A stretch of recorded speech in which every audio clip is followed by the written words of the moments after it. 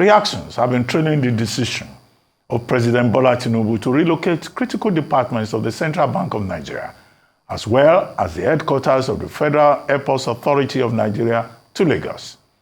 It has been an admixture of opinions generally, but those decisions clearly haven't gone down well with many stakeholders from the northern parts of Nigeria. There have been major exceptions, though, including former Emir of Kano, Sanusi Lamido.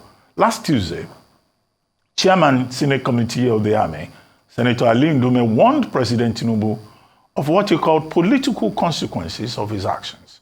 The senator maintained that the president was being misled by a cartel of Lagos boys who he says do not know how Nigeria works and will not be able to help the president when the repercussions ensue.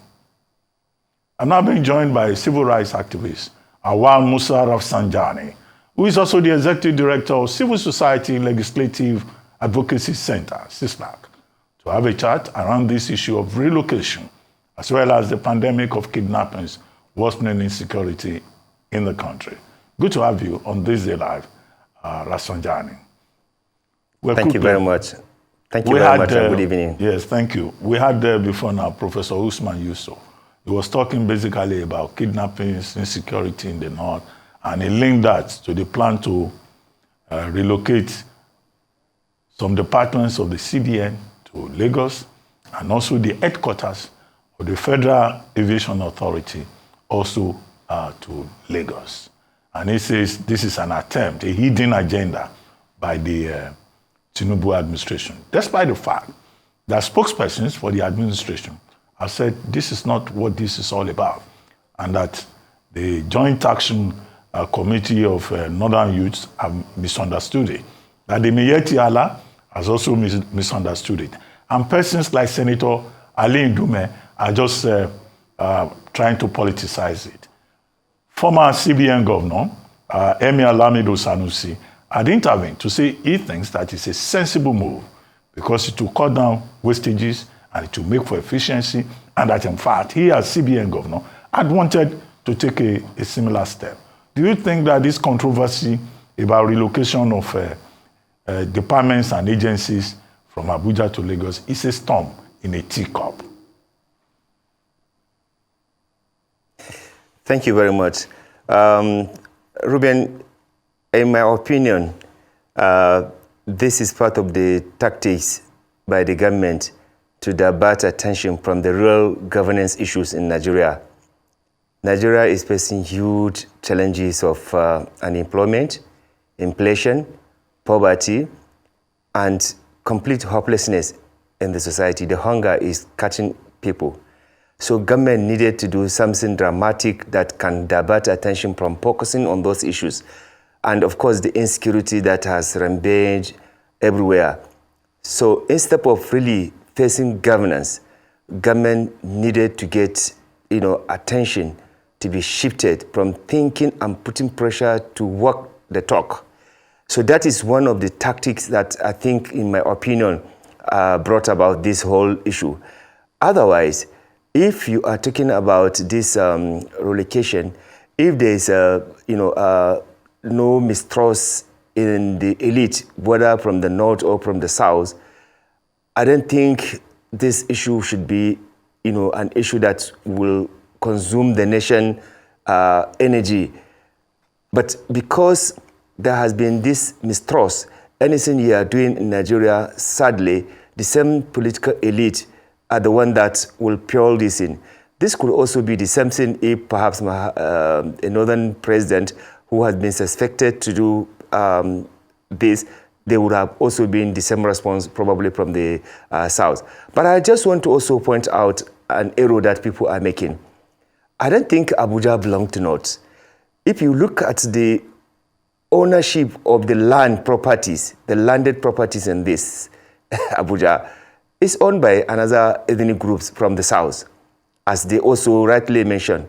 You remember during Oputa, where a particular ethnic group said that they actually owned almost 70% of the landed properties.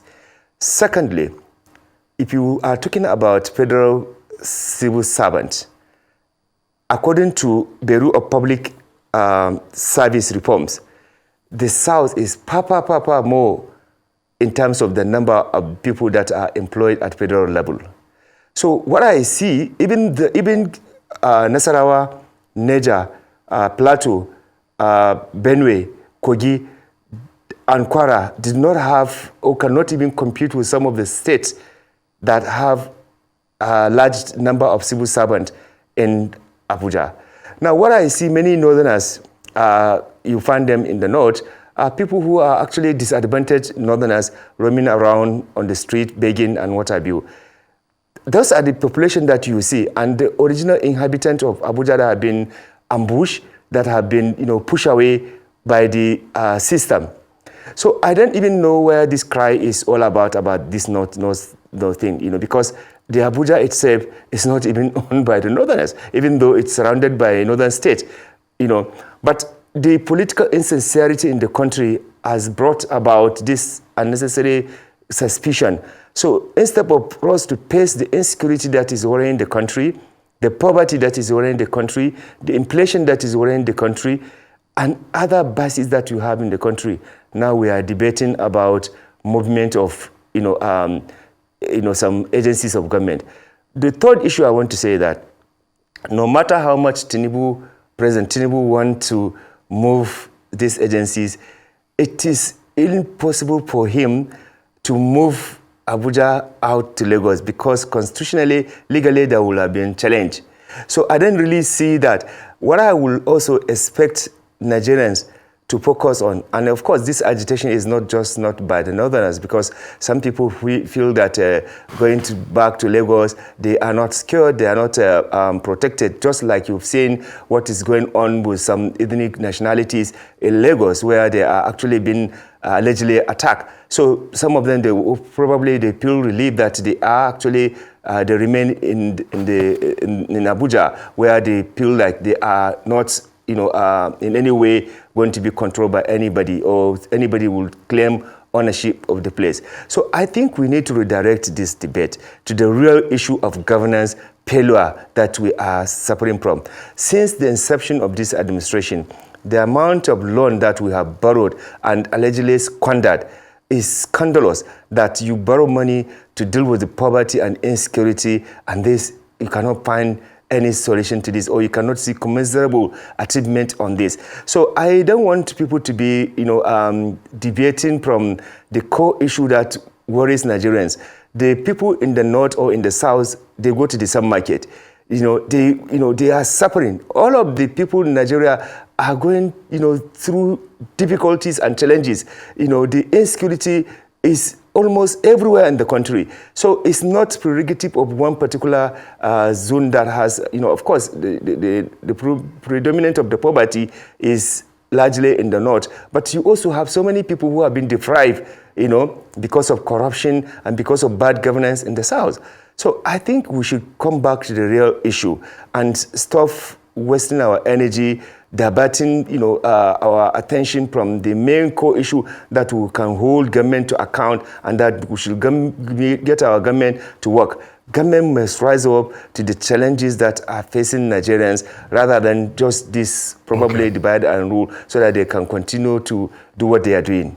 Okay, I get your point about governance. I get your point about trust. But let's look at the specific explanations that have been given. In the case of the CBN, it is said that, look, most of the banks are in Lagos anyway. The headquarters are in Lagos. And that the policy strategy departments can be in Abuja, where they report directly to the CBN governor.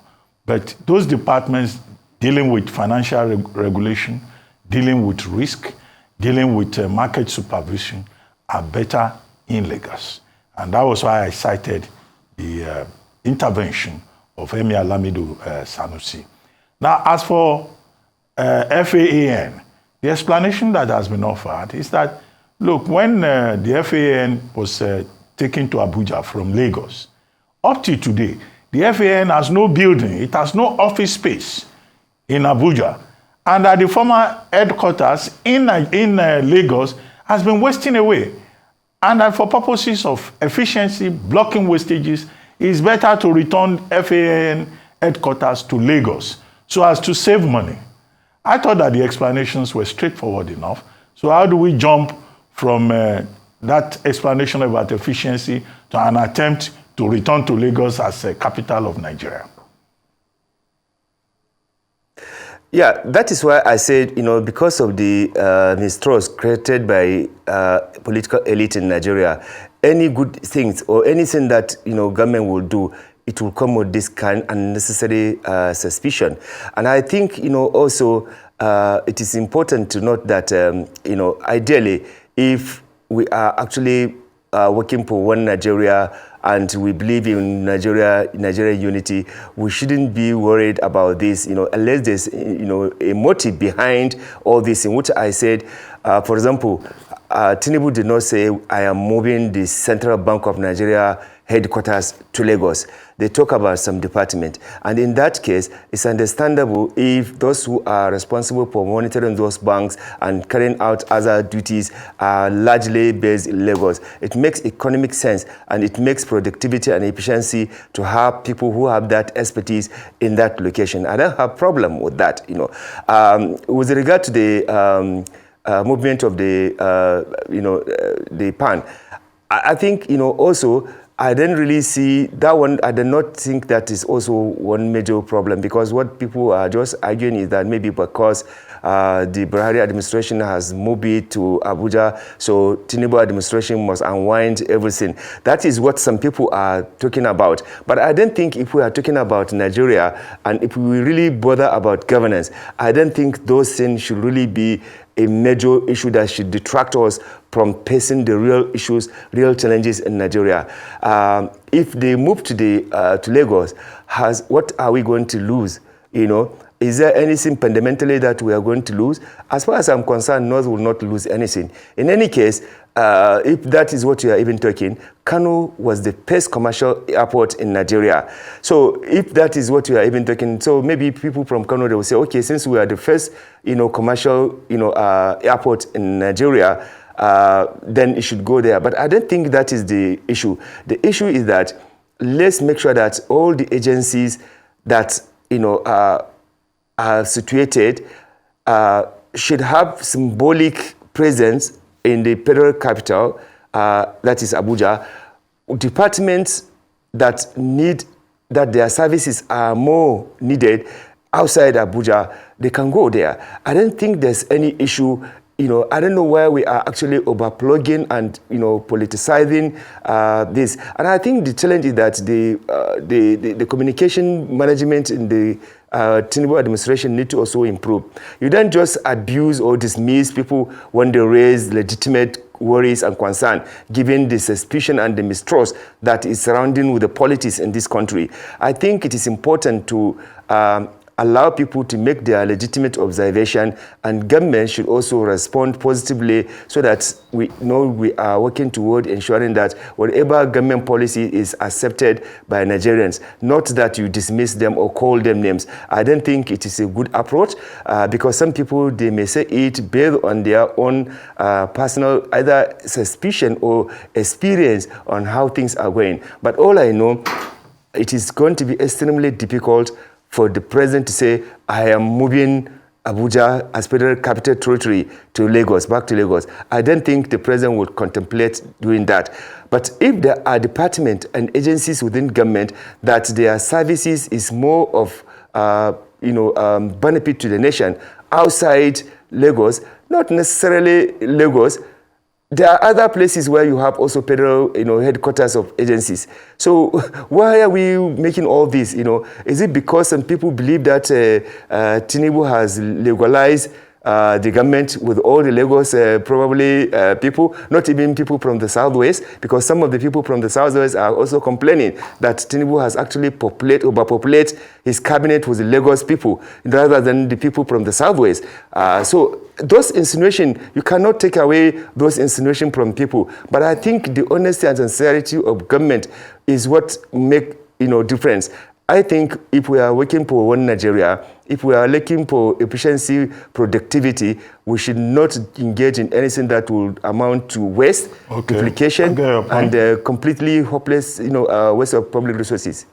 Except that most of those people that are referred to as Lagos boys, most of them are people from the hinterland who have no, original connection with Lagos. These are locals from some of these, areas in the hinterland.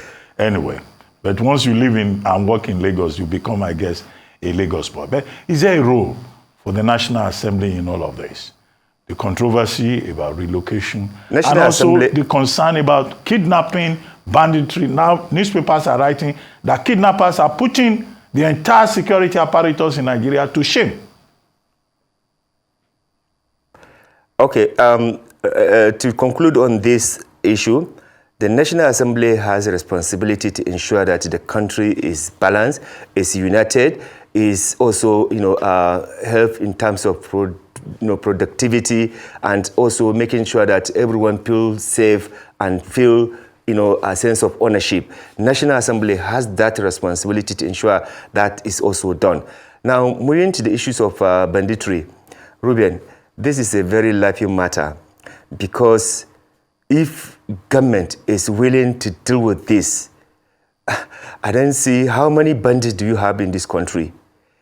How many bandits do you have that you cannot actually find where they are? Today, if you have a car and you have a tracker, you can be able to know where, if anybody stole your car, you will be able to know where that car is, the location. These bandits, they are trading, asking people to send money through an account, not even cash. And yet you cannot, even if you don't have the facilities and the equipment to track them, which I believe if there's a willingness, if there's a political will to do that, you can actually do that. Even MTN, all these communication companies, they can actually navigate where this. In fact, there are some cell phone that if you call me, Ruben, it will tell me the location you are. So if we are serious about dealing with banditry and the bandits, in terms of identifying where they are and dealing with this and prevent, this kind of torturing they are putting Nigerians, I think it is possible to do that. But the problem is that political elite in Nigeria, as usual, they have no interest of keeping this country secured and safe because they have a rented protection. The governors, the deputy governors, some of the members of the National Assembly, and some of the ministers, or rather some of the political appointees, they all move with the police. So they have rented protection. After their tenure, they will come back to square one. So rather than putting together to ensure that the country is safe and protected, they will rather just concern for regime protection. Now, when you are doing regime protection, you are not going to solve problems. Secondly, look at what are the underlying issues that is producing this bandit. Let me tell you, Ruben, we are deceiving ourselves. Even on the street of Abuja, you are already grooming bandits. You see kids of 5 years, 7 years, leaving his parents, roaming around on the streets in Lagos, in Kano, in Abuja, in Port Harcourt, everywhere, day and night. No parental care. Nobody, government is, of course, government, it doesn't care about anybody. Otherwise, if it was before, government would have moved to make sure that those children are safe and protected and taken out of the street so that bandits will not recruit them, Boko Haram will not recruit them, criminals will not recruit them. We are wasting our time. We are living on a time bomb because these boys that you abandon, because you have cornered all the public resources, you have stolen so much that you don't care. It is you and their children will be using the money to take drugs. So when you die, they will be taking drugs, and that is the reward of you stealing public funds. I am saying that if you have opportunity to help fix these children and to also regulate how parents actually send out their kids, you have that responsibility. I don't see local government chairmen in Nigeria doing that. I don't see governors doing that. And of course, this is supposed to be a state and state and local government responsibility. But they abandoned that. Now we are complaining about bandits, we are complaining about criminals. When you know that you are living with this, you are grooming them. Nobody is showing them love. Nobody is showing them care. Nobody is taking them to school. And then you expect them to be responsible, to be reasonable. No, we are deceiving ourselves. We are living with this bandit and grooming them. Rafsanjani, just as we begin to wrap up, I just need you to comment on something, if possible in a minute. the federal government is proposing to put together a committee of 140 persons, mostly PAMSECs and other officials of government, to assess the key performance indicators of 46 ministers or 47 ministers. Does that make sense to you? To have such a large body of 140 persons to assess ministers? You know, Ruben, the truth is that President Tinubu is very generous in terms of reckless spending, with due respect. That is why you end up having large number of ministers with the duplication of roles and responsibility. He just cut down on travel entourages. Rafsanjani, he just cut down on travel entourages. No, that one is just a public statement, my brother. If you look at the budget, has the budget been cut? There are many waste and duplication in the budget. Let us see from the legal tender, that is the budget. If the appropriation has been sent back to remove those, expenses, then you can now comment that this is the sin. But what I'm saying, Ruben, is that if you have serious government, everywhere you have monitoring and evaluation department, you will be able to set a time framework. You should be able to have an indicator of performance. You cannot do this with this kind of large jamboree thing. Look, let me tell you, when Amina Mohammed was special advisor to the President Obasanjo on MGDs, she introduced this monitoring and evaluation of each of the states, and she did not brought in government official where business would be done as usual. They brought in, through competitive bidding, experts, very few competent experts to look at what needs to be done in order to measure the performance of how we are achieving MGDs. If we will replicate that, you don't need to turn this into a jamboree, which at the end of the day, you may not get the necessary result that you have. I thought the president has somebody who's supposed to lead on that, which is, if I'm not mistaken, Hadiza was, tasked to do that. Usman, if Hadiza Usman can be given that responsibility, I believe that she will assemble a team of experts across the country in a much more prudent, resources to be able to have a quality, report that can showcase how each of the ministries are performing. If there are challenges, they should be able to help so that, especially blocking leakages and waste in the ministries. All this diversion of, budgetary head in the name of project account, those kind of monitoring and evaluation will have helped to do that. And in fact, the work of Auditor General will also be very easy because everything will be streamlined, and you cannot spend money when you cannot account for that money. So I want to appeal to the president that instead of having this political jamboree of 100 and something committee, let him allow one of his essay to develop a monitoring and evaluation that with clear indicator of performance and failure to be able to apply to each of the ministry, and then let an independent body do that. If you allow government people to do that, they will, of course, award themselves. Nobody will fail. Nobody will, have any issue. They will just pass themselves. Okay, but if you Rafsanjani, have experts who are not government, you will be able to do that. Okay, thank you very much, Auwal Musa Rafsanjani, for joining us on this Live This Sunday Talk Show today to look at a number of national issues.